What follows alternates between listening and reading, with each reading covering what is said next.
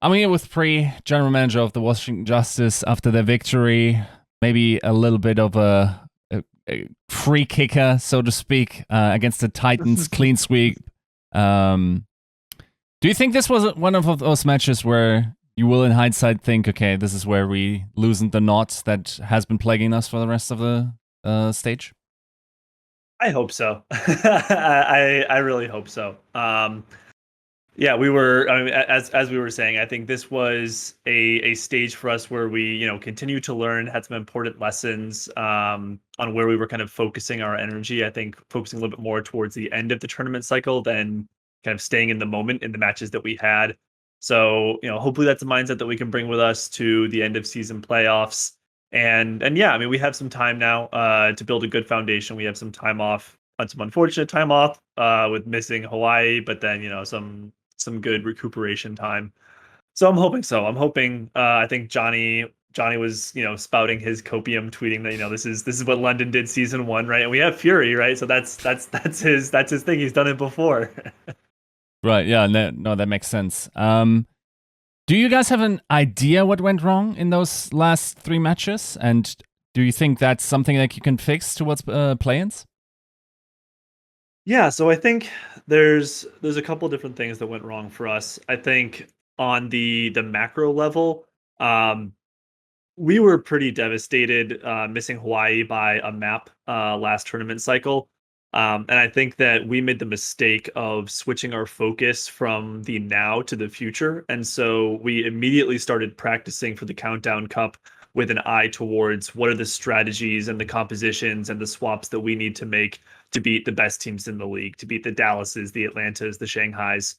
Um, and the problem with those compositions and those strategies is they take a long time to develop, and they're also often not universally like useful against all of the teams in the league. So I think we lost focus on the present, and yeah, I mean we had that Houston game, which I think should have been winnable, and obviously did not come out that way. I think the Gladiators game, even if we played well, I mean the Gladiators look amazing in this meta. So I think even if we played well, that would have been a tough one. But yeah, I think the big lesson was kind of where we're putting our focus. We're still trying to figure things out at main support. Today we ran with just Tuba. I think he is getting better every time we play him, and so it's getting harder and harder to make that decision on Tuba versus closer. But again, now we have a couple of weeks to really iron that out. So we'll see. We'll see. Hindsight, if this was a happy blip on a negative radar or the turning point. But I feel good. I feel better. There was kind of a rotting feeling to how things were going this stage. That feels relieved right now. So I hope it will be that turning point. You talked about Tuba, and I think there's an interesting choice that you guys have to make as well, because there's a bunch of Pharah being played, right? Theoretically speaking, that's probably the guy you want on that hero. So you got to make a choice if he's playing like the support or the Pharah. Have you practiced that at all and tried it in scrims?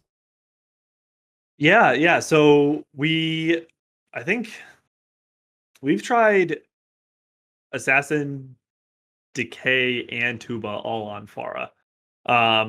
And I think for us is Assassin at his best can toe the line with anyone on our roster, and I would think most players in the league. I think Assassin, he has been inconsistent. Would be like the criticism that I have of him is that some days he's the guy that we know he is, and I think some days he's not.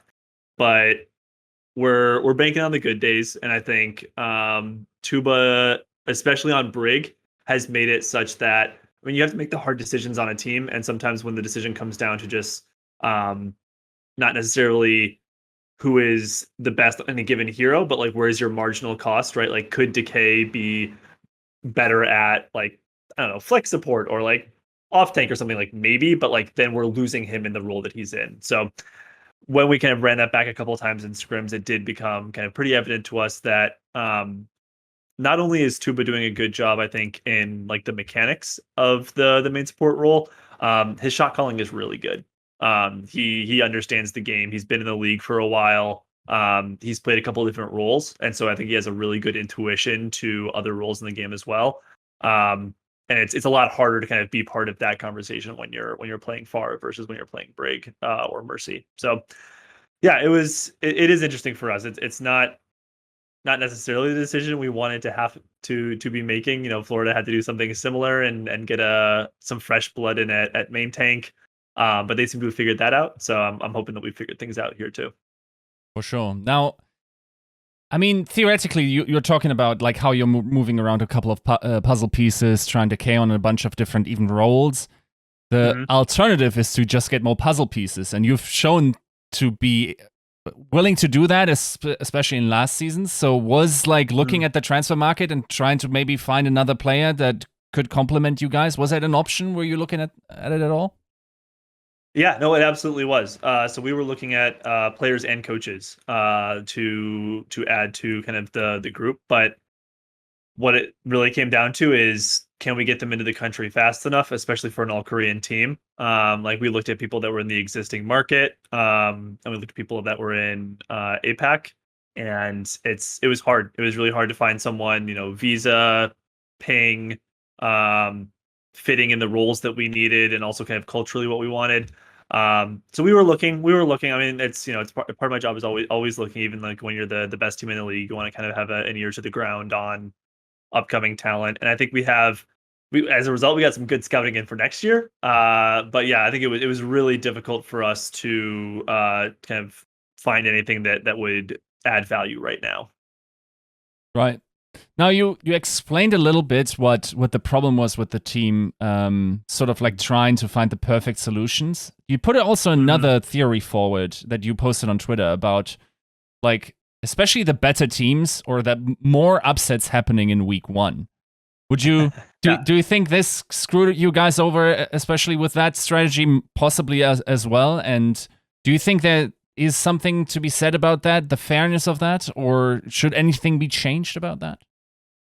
Yeah, I don't think it's unfair. I think my big thing for Overwatch League and like any of the changes that we make is I always just ask for consistency. So like everybody has to come in week 1 like a little bit blind. So I think fair, like it's definitely not a question of fairness. We are a team that is slower to adapt, right? As a result of I mean, not to get too far into the details of our own team, but like if you're just kind of looking team agnostic, it's like how quickly can players learn what you're asking them? How quickly can coaches kind of understand what we want to run?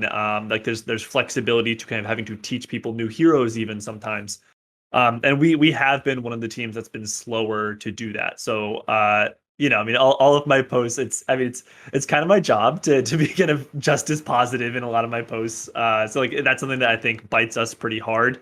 But we see it a lot. I think in this meta opening weekend, like Shanghai went 0-2, right? Like Shanghai is, if I was betting on a team to be in the finals, it would probably be Shanghai. Like as far as just like across the league, if I had to pick one team that I knew would be there, and they struggled. So I think, yeah, less about fairness and probably more just about that is the nature of the league, and I think it is very difficult for some players and coaches to change their mindset from I need to be perfect and we need to find the best meta and we need to be the best at the best meta and we need everyone to play perfectly in that meta versus we just need to find the solution, like the 80-20 rule, right? Like we need to find the 80% good solution and we need to implement it now.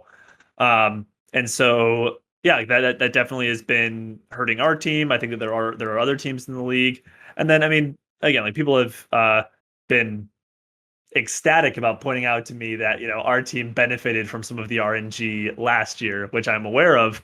But it's one of those things where it's like we are in the league, but we also have to be honest about what is healthy for the future of the league. And is that healthy? Is that kind of randomness healthy? It keeps things different.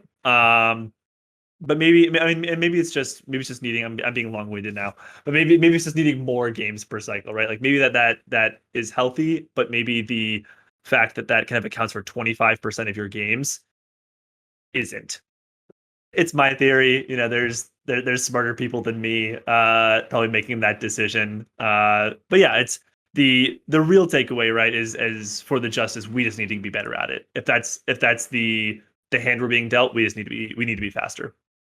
I think if you run the numbers just like really basically in your head, basically what the trade-off the consideration the Overwatch League had to make, because it's very easy, for instance, to say every team plays 2 matches every week with 3 qualifying weeks. That's 6 qualifying matches.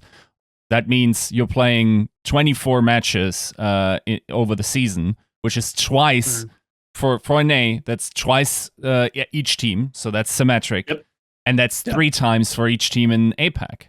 Now, that seems kind of nice to do. The problem is you're getting rid of breaks. So what do you think about the utility of like having improved competitive integrity, but at the same time less breaks? Like, do you feel the churn this season that you feel like those breaks were needed? We haven't, but we also didn't go to Hawaii, right? So I think if we from everything that I've heard from everyone that's gone there, like it's been a slog. Like it has been a lot of work. It's been a lot of jet lag and sleep adjusted, and there's the stresses of illnesses and visas and the additional like even the stress of just getting there and getting back. So I think for us, we have not. I think this season felt as fatigued as we felt in previous seasons, because we have had like we have had those breaks when other teams have been competing in Hawaii. So we're probably not like we're definitely not like the full sample size. I think we probably could have done 3 sets of 2 games and we could have been okay. But I mean, you throw in like one Hawaii trip and then we come back and we don't have an extra weekend to sleep, and like then maybe we're having a very different conversation. So.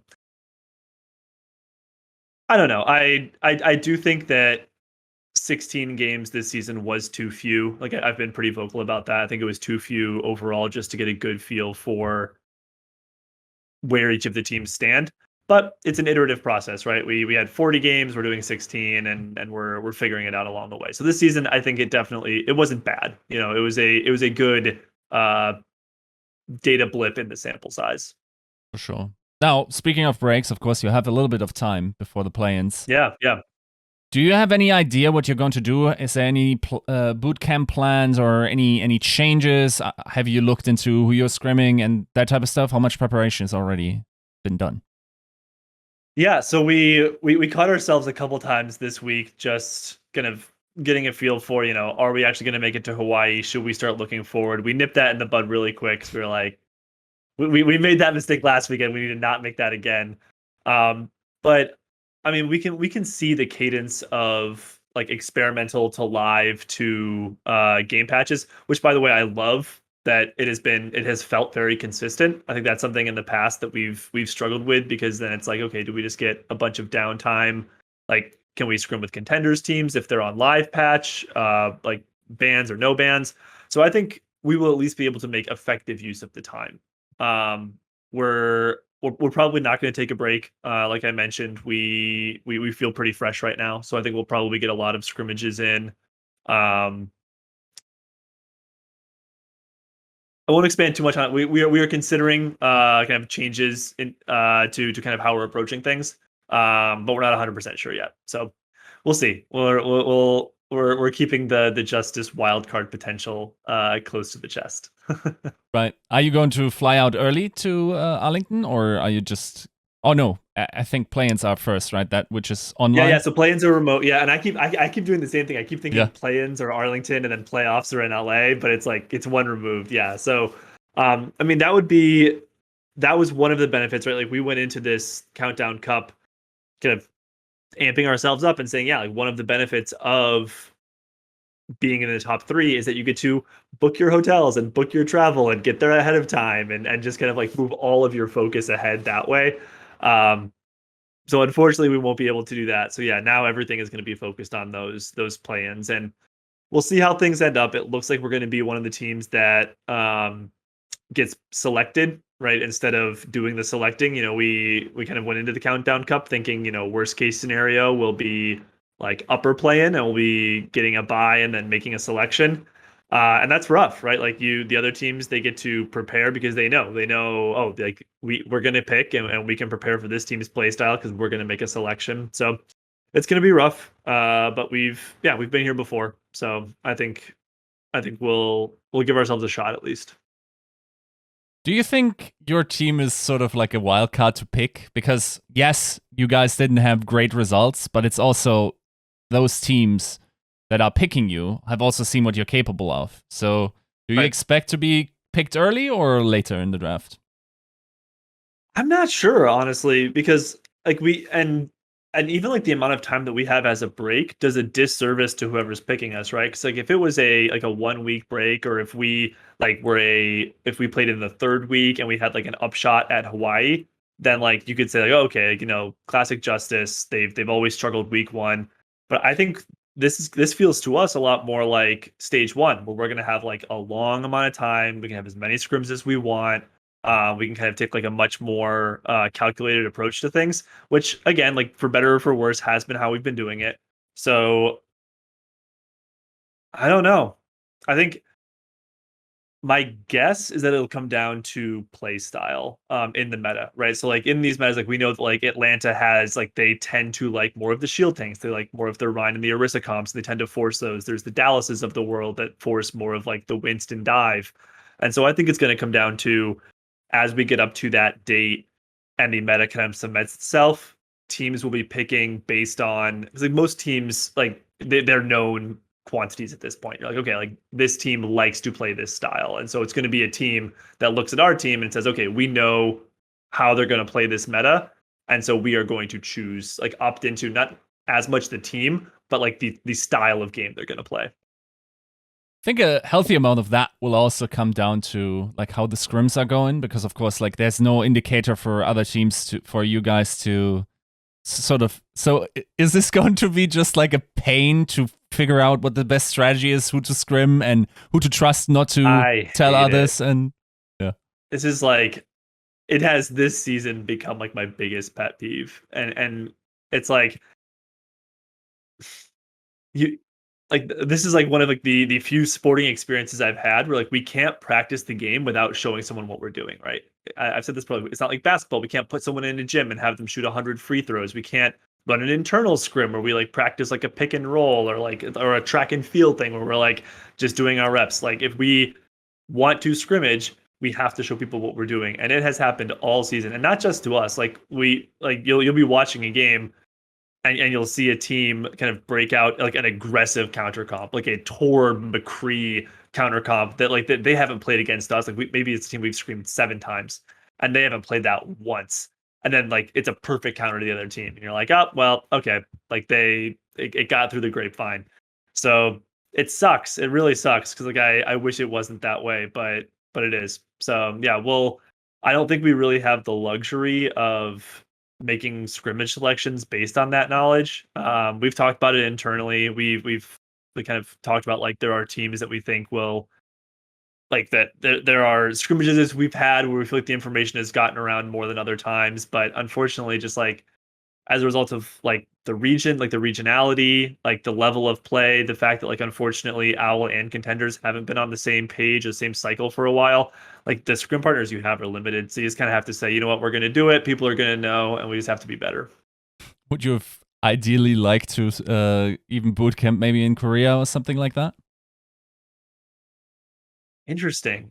Yeah, I mean, if we had the option to, I definitely would have preferred that. Yeah, if we could have, yeah, if like COVID and stuff aside, if we could have gone there for like 2 weeks, yeah, absolutely.